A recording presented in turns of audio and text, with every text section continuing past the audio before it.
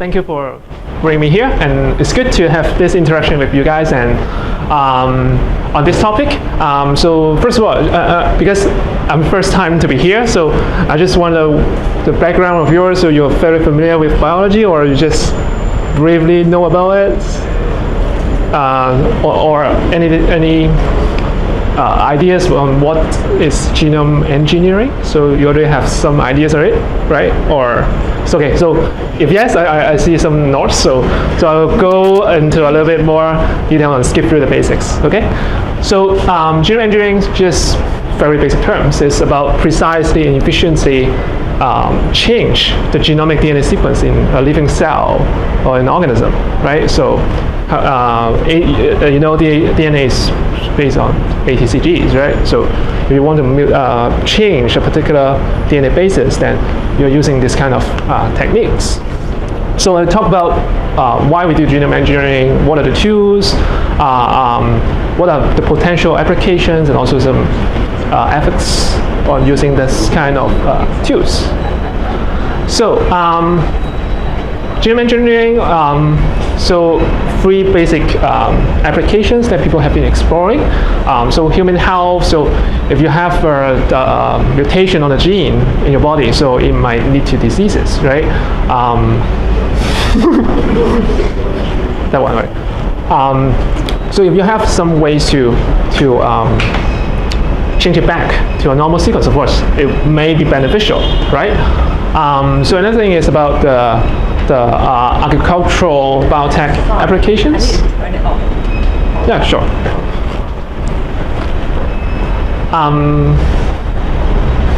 Yeah, I can go on, actually. So agricultural applications, so if you imagine you have drought-resistant plants, so maybe it will grow better, right? So there's food supply problem in some developed countries, so if you have some new technologies can do something like that, then maybe it's also beneficial, and people have been trying to explore those areas as well. The third one is about research tools. So people want to know about what's happening in our genes. So gene control our function. So if you have a way to perturb a particular gene, then you have a better way to understand what is actually controlling your motions or actions or different activities. So that is the three basic applications that people want to apply this genome engineering techniques. So those are the three basic applications. So actually people have been trying to do it in a lot of different organisms. So including like plants, well, monkeys, crows, mouse, of course, which is very common, organisms like fish or even bacteria, yeast. So name it. So people already use those kind of technologies and make it work in a lot of different organisms. So you can think about what could be potentially done and then see if that could be possible. So of course I mentioned about the agricultural biotech applications. So let's say we can have remove the allergic properties of a plant that to humans, so you can have some. So people have some allergy to like corn, for example, so or flour, or whatever. So if you have a way to change it, then maybe it may be a better choice of food to them as well. So for gene therapy, more important. Let's say you have anti-sickling cell gene put in the stem cell. So if people have like sickle cell anemia or something, then you may help them to recover. So and actually those kind of study have already launched in clinical trials in like 2014. Yeah. So I didn't follow that study, but already there are some trials running on those kind of systems. And of course, if you want to understand the complex biological system, so we have so many genes, right? So how they function, so if you remove one gene, so if that affects function or not. And sometimes if you want to remove 2, 3, 4 genes together, maybe it makes some more difference, because we are not relying on a single gene to do action. So we need a lot of genes to work together to make some different actions. So with this kind of genome engineering tools, we can at the same time target multiple genes and see if there is any interactive effects going on there.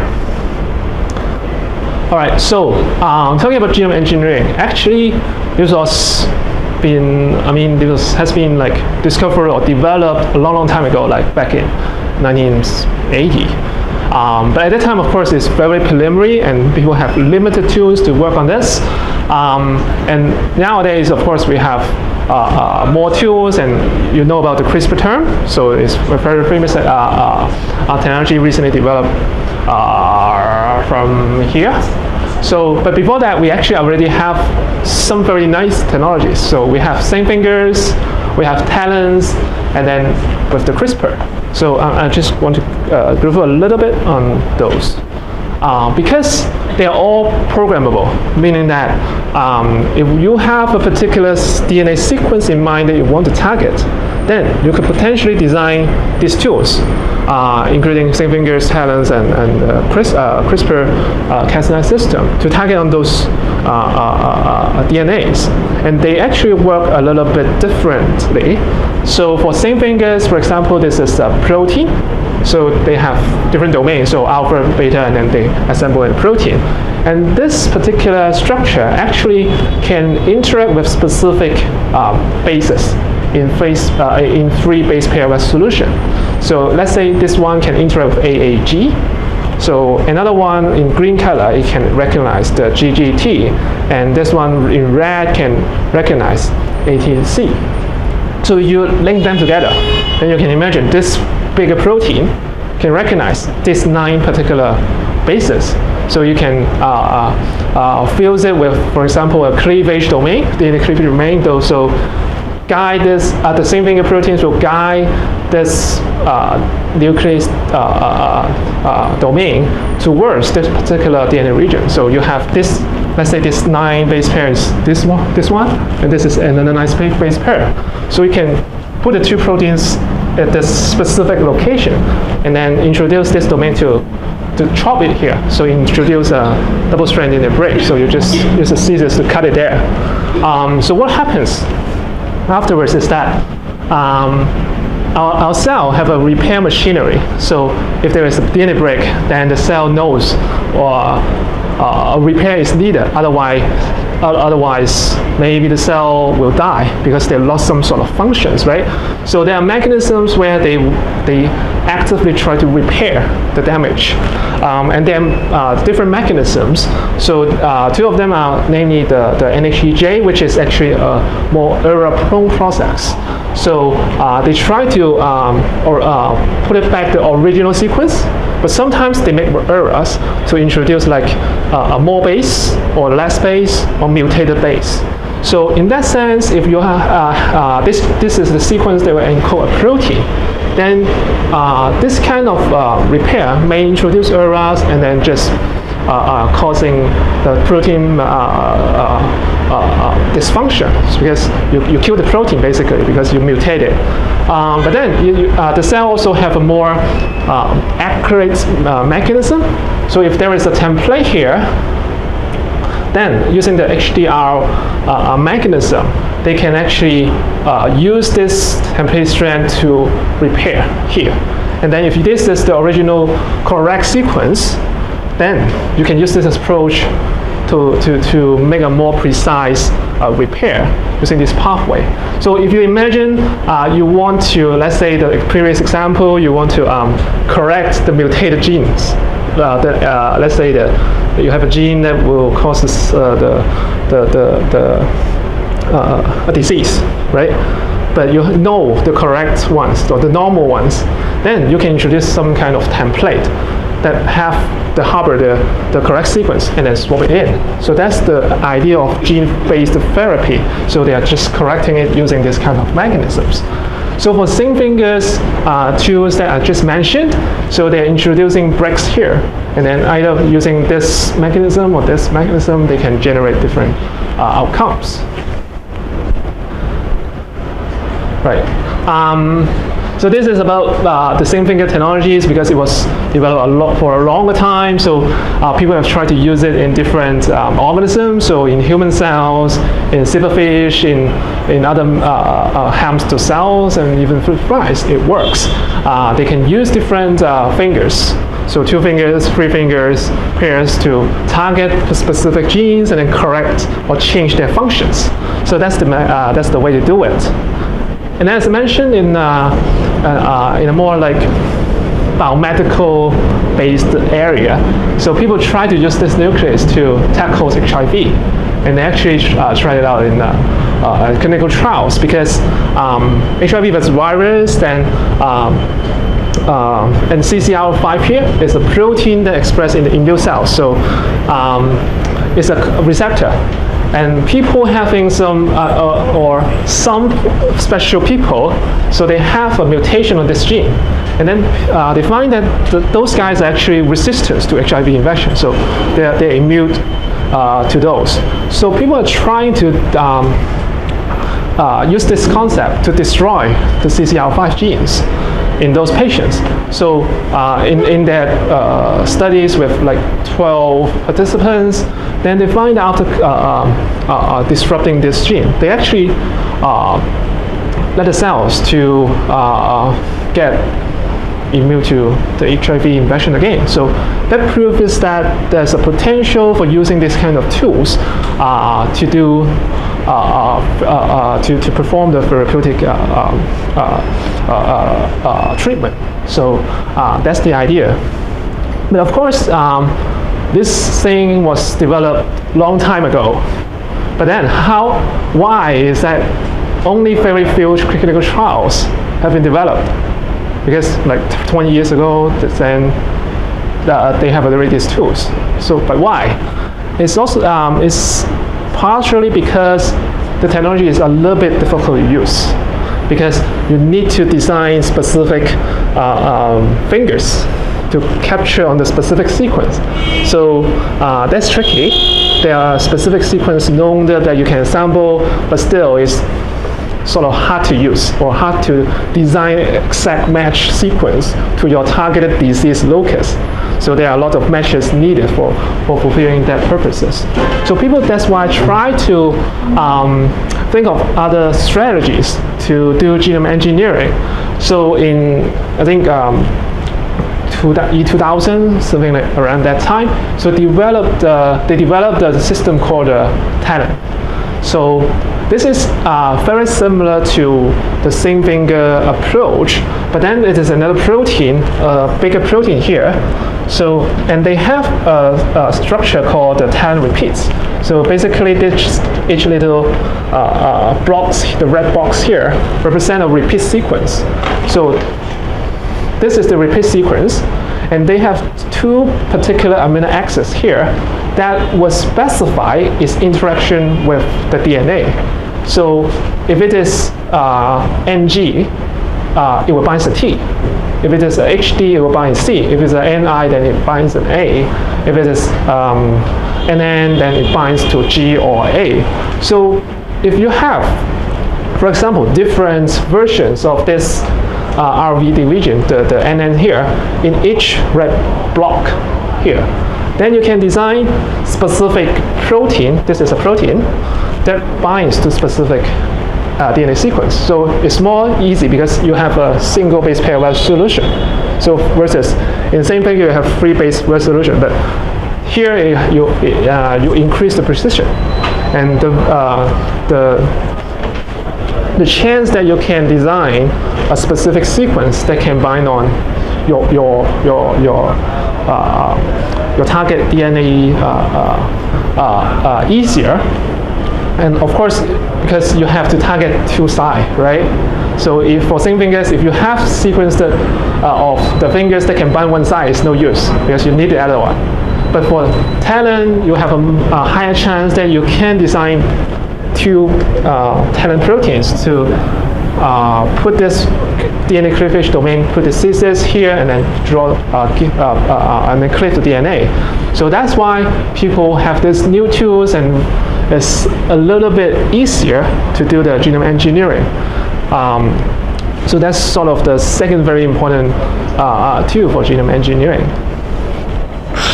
Right, so, but then they try to think about, it's still not good enough, because you can see here, the protein is quite big, right? It's a huge thing. And then you have to design every time an individual blocks here and then put them together. So although it's much better than zinc finger, but it's still not enough. They want an easy, programmable, precise, scalable, and cheap strategy to do the genome engineering. So that's the reason people developed CRISPR, and they find it very interesting and also very easy to use. And people are also swapping into to use such kind of systems. So how it works? So it started off with a protein called Cas9, so the yellow thing here. And then this protein will actually capture an RNA. So DNA transcribed to RNA. So this is the RNA. They call it guide RNA because this is the guiding sequence to guide the Cas9 protein towards a particular DNA sequence. So this is the genomic DNA sequence. This is double strand here. So this blue thing is the genomic target. So this is the guide RNA sequence that you can change. So you can use whatever ATCGs you want, and then use this guide RNA, you can just synthesize it, and then this guide RNA will direct this yellow Cas9 protein to this target genomic region. Oops. And then it breaks it. Again, it generates a cut here. And then the same mechanism, the NHEJ, the HDR, that you can destroy the genomic sequence by means of generating mutants there. So this is how, let's just go to the next one. The CRISPR system works, basically. And this is a very interesting system because where do you think it actually developed from? Or do you know where the CRISPR system actually originally exists? Sorry? Bacteria. Yep, exactly. So it is actually an immune system in the bacteria. So they have viruses like phage that can infect bacteria, and bacteria like us have immune system. So they don't want to get killed by the virus, the phage, right? So they have this CRISPR system that they can defend against the sequence. So whenever they have the guide sequences that can recognize the viral RNA or DNA, then they will just kill the invading viruses. Then they survive. So that's why they have such a system. And then scientists are trying to take advantage of this system, put it into the human cells, and see if it works. So it turns out that they find that after some manipulations, it can work in human cells. So it looks like this is a very important tool for people to do genome engineering because they just can. Now we have DNA synthesis technology, so you can synthesize whatever you want, relatively cheap, and then do the engineerings.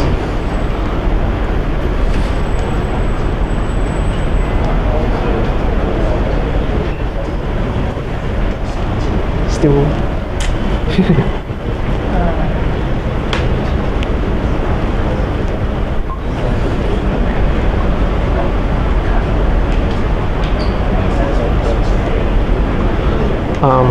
Wait, what?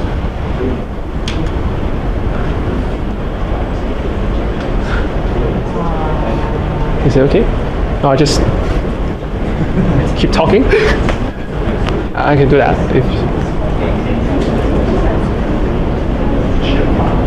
Yes. Yeah. No, it's okay, right? It's okay if you, yeah. Stop me anytime if you have any question. I think it's okay, yeah. Yeah.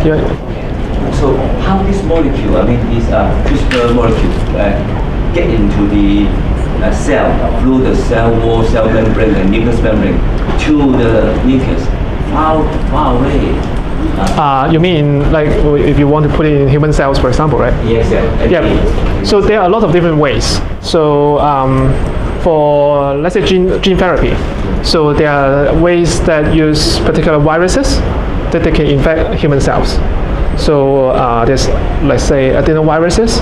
So if you put the Cas9 protein and the guide RNA together inside the virus vector, and then the virus will deliver the gene all the way into the nucleus and integrate the sequence in the genome.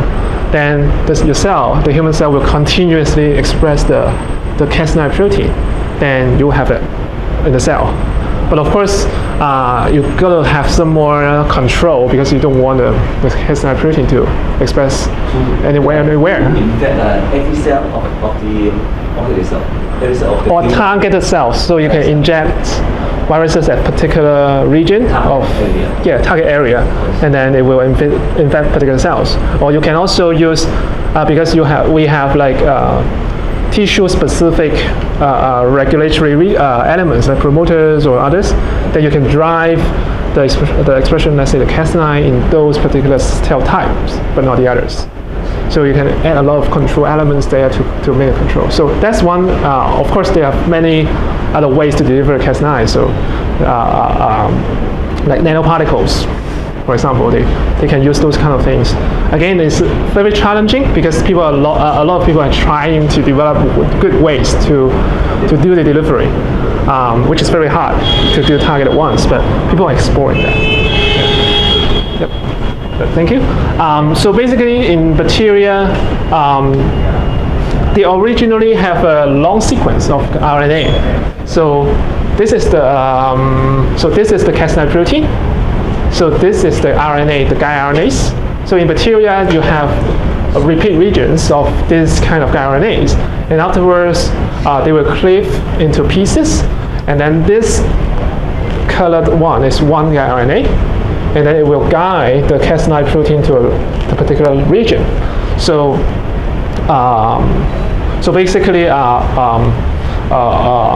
after the cleavage, you can target whatever genomic sequence of interest. And people try to evolve the design because they want easier systems to use.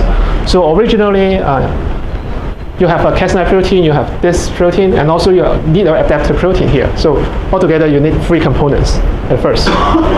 But then 3 components is also a difficult. It's also causing difficulty to deliver. It's a set. So deliver one thing is difficult. Deliver 2 things and 3 things together in one single cell increase the challenge, right? So they want to simplify the process. So they put together, link the RNA species into one. So now you have just one guide RNA sequence, but not 2. So it's of course easier using this way.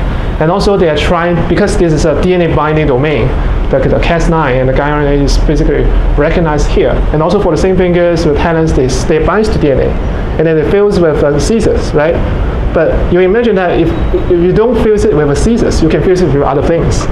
So let's say if we want to activate a gene. So usually using the genome engineering to disrupt a gene, right? But you want to activate a gene, you can fuse the activation domain. So we have a lot of transcription factors in our body that programs gene activation. So if you fuse those kinds of domain into this effector domain region, then you can change this CRISPR system to an activation system, gene activation system, and target a gene activation system. And of course, you can also change, do epigenetics, because people are not only focusing on the genes. They know their epigenetics, so they're about over the control of the gene regulation. So they can also use this kind of tools to model it or modify it to make different effects. Right, and about genome engineering, people are more concerned about the specificity. So in zinc fingers, we talk about two-sided binding of DNAs, and also for talons, and then use a fork one domain to cleave it. So, but CRISPR, based on the previous slide, you need one, right? One Cas9 protein. So people are aware that, so it may target non-specifically, right? So how to increase the specificity? So one way they can do is to learn from the talons, learn from the zinc fingers. They use it just as a DNA binding domain, just like one zinc finger protein. So they have two here, fusing the backbone domain and then target the cleavage here instead of cleave here. So they mutate the Cas protein such that they lost the nuclease activity and then artificially fuse another thesis to it, such that you can precisely cut the desired regions here. So that's one strategy. And also for like improving enhancing the control, because if you want to deliver into the patients, for example, then you need a very precise control. So you want to make it an inducible version. So whenever you need it cut, then it cuts. Whenever you don't need it, you just kill the protein. So people try to use drug to alter the function. So they break Cas9 originally one protein into two. And if you add a drug, then they bind. And then we go to the genomic regions and then do the cutting. So there are a lot of engineering stuff going on, because you imagine that you can break one protein in many different ways, and how to put them together. So that's another very interesting art work to play around with proteins. But eventually they succeed. And this is also a lot of work has been performed just like the past 4 years or so. So you can imagine, I just mentioned a little bit of examples, but there are a lot more. So you can imagine that a lot of biology is actually working on, is going on around the world to work on CRISPRs. And just very briefly summarized, so we have zinc fingers, talons, CRISPR of course, but also others. So they have different specificities or different uses to engineer our genome, because if you want to do a very big chunk of gene, put it in the genome, then maybe the free strategy that we mentioned doesn't really work. Then you might need recombinase, for example, to serve their purposes. So, so we have the tools, right? So what can we do? So industrial applications, of course, we know a lot of proteins are useful, like antibodies. So we inject antibodies, such that we have immunity, or for diabetes patients, we need insulin, right? So, and how can we produce those? So we cannot extract from our body, right? So we have to synthesize a huge amount of them that would be useful for therapeutic applications. So people use mammalian cells, for example, to, and then you express the protein and then produce tons of them and then isolate. So they need those proteins to be properly fold, modify, and then secrete, so that you can take it out. So in the cells, you culture it, right? So, but the proteins are inside the cell, so you need a way to extract it. Either you kill the cells, or this protein got released. Of course, the later strategy is preferred, because the cell is still living, so they can still produce, right? Then you don't waste resources. So people are trying to modify this mammalian cell genome, such that it can increase the productivity. Because the thing you care for this application is the quality and the quantity of those. And people have been trying to do a lot of manipulation using genome engineering tools to achieve these purposes. And that's mammalian cells. But people try to think about why mammalian cells? Why not just use bacteria? Because bacteria grow really fast, right? They can produce a lot of proteins. But the thing is, the production of this mammalian protein, they might fall differently in bacterial cells. So they need the protein, like insulin, to fold properly in bacterial cells in order to achieve this aim. And with genome engineering tools, they actually may be able to do that, because they can mutate the enzymes or even introduce synthetic enzymes into bacterial cells. For example, for this glycosylation pattern, that is a modification of the protein, then they can introduce those enzymes to introduce that pattern in the bacterial cells. So you can use the bacterial cell system to produce, for example, insulin that's properly folded. And without those genome engineering techniques, you actually can't do this, because you can't precisely alter the specific genes or introduce specific genes into those cells. So that's one thing that people have been trying to do as well. So this is an example back in 2015, not too far ago, but they tried to produce more HIV antivirals. But the conventional way is really about using bacteria. So because the chemical, the protein, originally is produced from a kind of bacteria, but then still you need a lot of them to produce enough antivirals. So people are trying to think about alternatives. So can we use plants? So you can also, people are trying to engineer soybeans, for example, to produce this kind of proteins, because there are a lot of plantations around that they already set up, and they can produce tons of them as well. So as long as they can properly fold into a functional like protein, then it serves the purpose. So that's why genome engineering also trying to introduce different proteins across species, such that it can achieve different functions. So that's about production, and of course people are also talking or discussing a lot about the biomedical applications, like gene therapy. So if we have blood cells, immune cells, then we can take out more easily, because we just take out blood, and then you have some immune cells, you have blood cells, then you could potentially engineer them back and put them back into your body.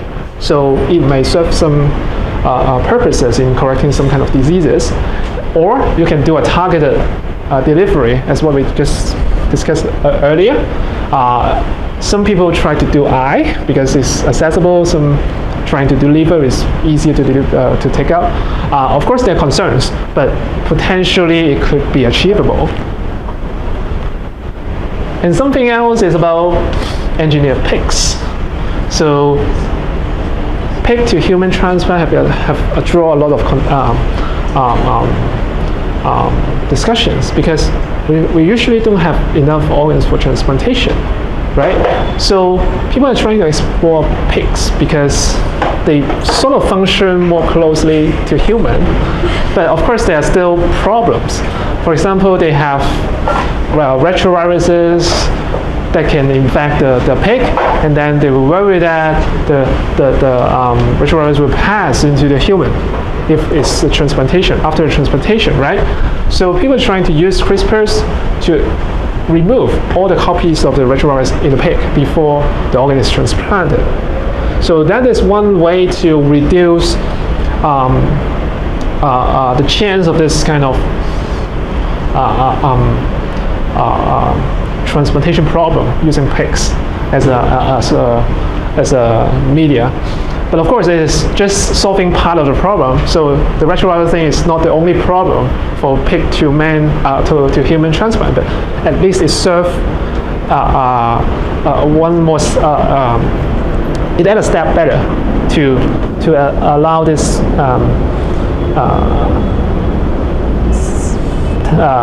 function to happen, or this outcome to happen. So about microbiome, so last time I think you have a talk on this, right? So people also use some kind of genome engineering tools to engineer gut bacteria. So in the gut we have a lot of bacteria, right? So we live mutually with them, and they can serve some purposes, right? So can we actually engineer those gut bacteria, change it and put it some sensing functions, and let's say you can sense inflammation or bleedings or even cancers, for example. And then once it's recognized those kind of signals, then it releases something to tell you that, oh, you may be in trouble. Then you may do a diagnostic and then a better examination. So there's some people trying to use this kind of tools to engineer bacteria cells, gut bacteria cells. They can make this happen. And also about antibiotics. So people are worried about, oh, we are running out of antibiotics because the bacteria evolve so fast, right? So the drug just can't catch up. So what would be the solution? So people are trying also to use the CRISPR thing, for example, to target the evolved sequence, because you can use sequencing to sequence the bacterial genome and then know what is actually changed. And once you have the change identified, then you can use the CRISPR to target that change and then kill the bacteria, right? Then it will be much faster than you develop another new drug that can, or antibiotics, to target that particular change, which may or may not be possible. So that's another direction that people have been trying to use this kind of genome engineering technologies. More based on CRISPRs, because periods, zinc fingers, talent stuff is much more difficult to manipulate in this kind of organisms. Right. So now I think the problem is really not what genome engineering can do and what else we can do, and how you can think about different approaches to achieve the purposes.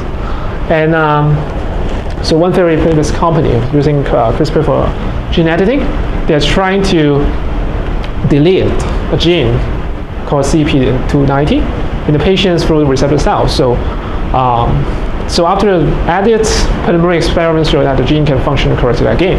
So it's again trying to do it in a human study that they are bringing this kind of tools into the clinic. All right, so a lot of applications, right? But you have more power here. Of course, you have more concern and more responsibility. So, of course, like a nuclear weapon, so if in the wrong hands, it can be having much the problem. So with the advanced genome engineering tools, people also worry about GMs, right? Designer babies, that sort of stuff. But of course, also people are thinking about superhumans. So, and there are actually superhumans around, because some people actually can like put hand on the hot stove and on glasses without feeling. So nothing happens to them because they have particular gene mutations that are causing them having no sense to those insults. But then there are also problems that it can be very dangerous in terms of without a sensing ability. And also people can also walk away from accidents without hurting bones after a car accident or whatever, because they have some particular genes mutated. But of course, you don't really want to mutate your genes to become that, because they have problems of like the scald or overgrown, because we evolved to have a genome like us, right? So if you don't know what happens and you mutate it, then you may be in serious trouble. So that's why probably we don't want to do it that way, right? And also a concern on genome engineering tools is definitely very important on the off-targets. So we can design guide RNAs that target particular sequences, but then it doesn't mean that it 100% target what you are aiming at.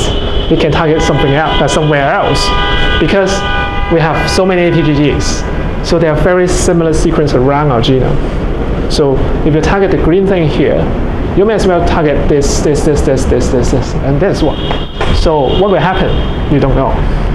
So that's why people have been very concerned about using this kind of genome engineering tools, no matter CRISPR, zinc finger, or talents. So that's the reason why it took like 20 years for them to bring the same thing into the clinical trial.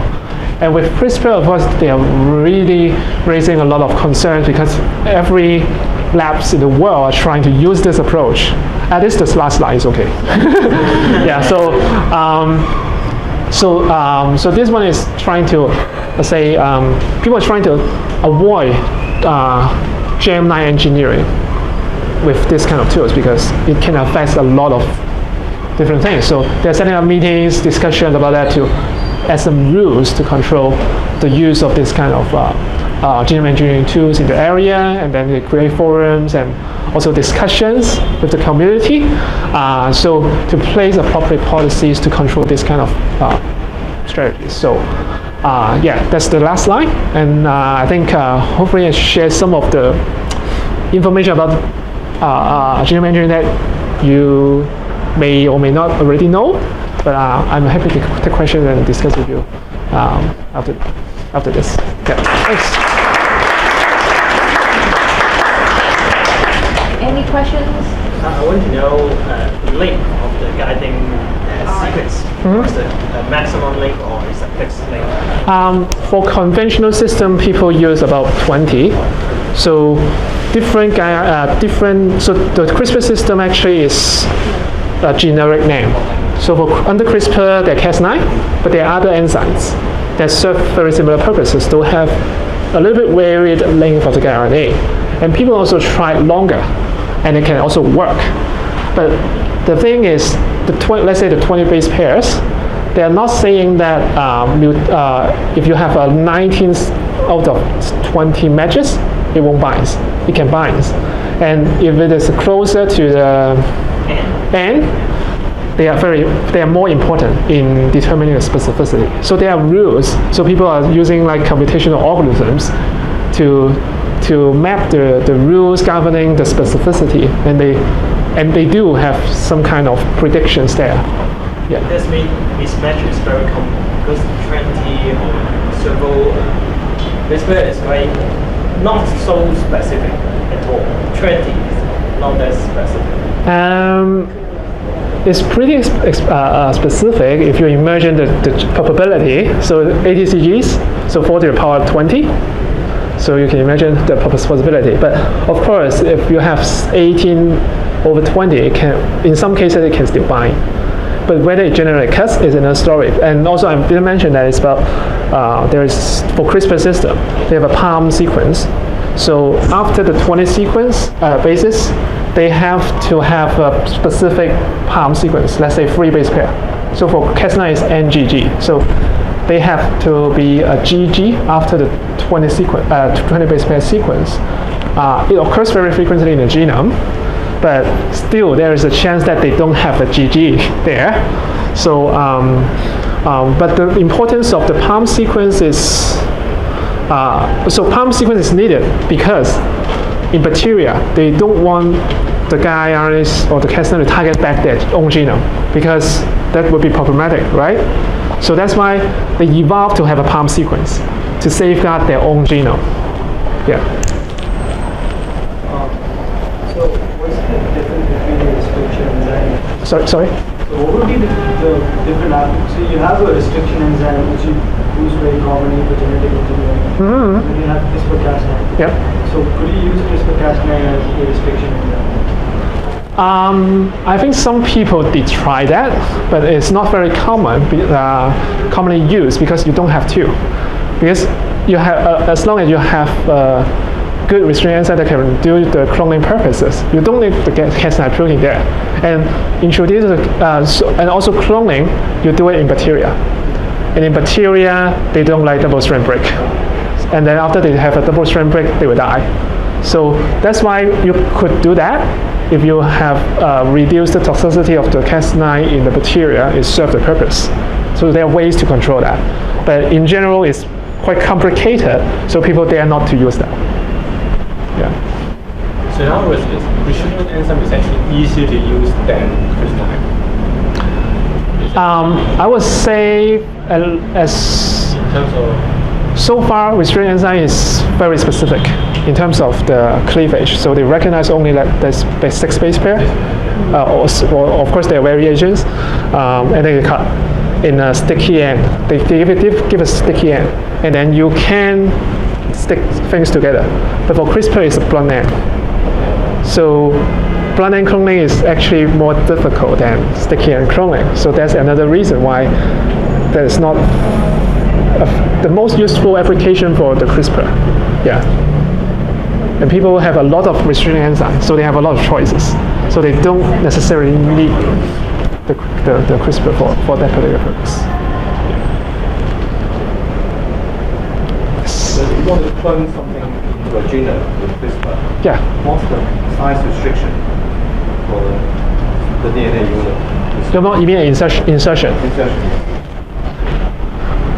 I think people try a couple of KB kilobases, but I don't think they try testing the maximum yet. So the insertion efficiency is not pretty high, I would say. So they usually use a selection strategy. So after insertion, they select the positive ones, so the cells that have the insertion.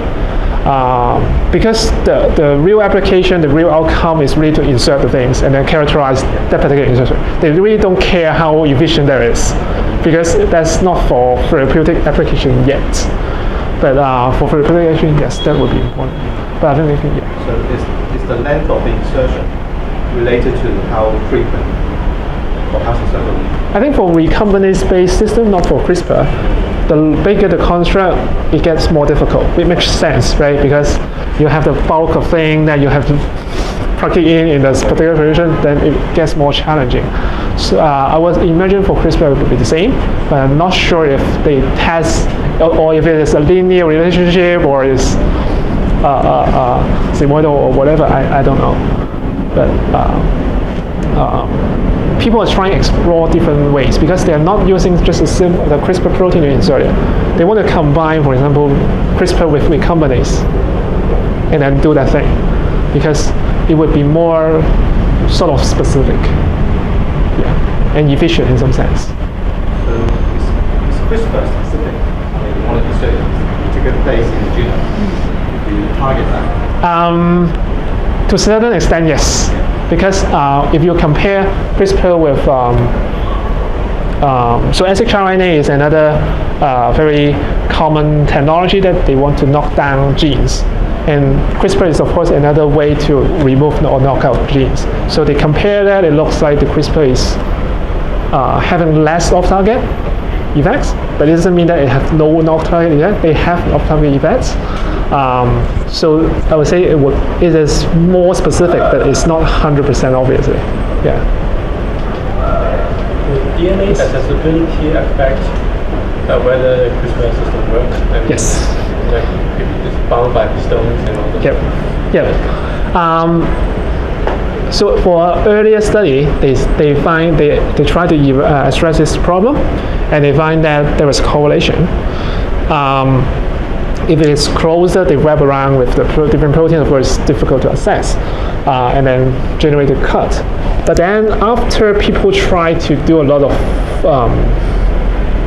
analysis, it doesn't really have much a problem to design good guide RNAs to target a particular gene or protein coding genes, because they have so many choices. So for protein, you have a big chunk of DNA. So you can, usually people target at the earlier region, the front region, because it will cause the frame shift and then the protein will be disrupted. So they try to focus in that area. But even in that area, you have maybe 100 guide RNAs to pick.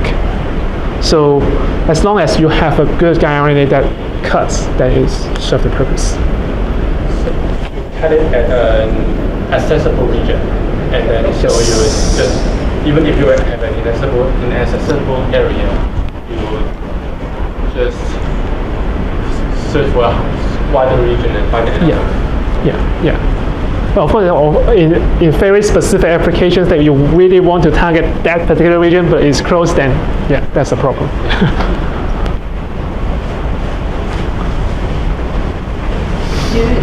Do anyone has questions? Any questions? So, in that is a DNA binding domain. This means you can put different enzyme domain matching. For example, you can use a DNA binding domain of CRISPR and then add a imprinting properties or become a activator, repressor. This means you can put any other protein domain and put in a specific region of DNA to control the gene expression. In theory, yes, but in practical, you can imagine. So it's very modular, but the additional domain or that you put in may interact with the protein structure.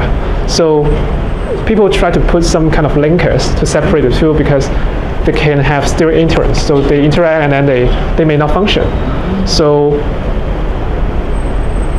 as when they are trying to engineer different proteins with different domains added to the Cas9 protein, they need to test a lot of different versions.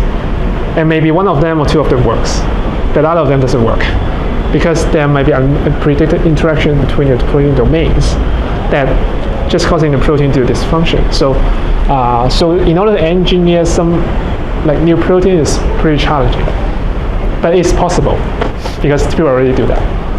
Yeah.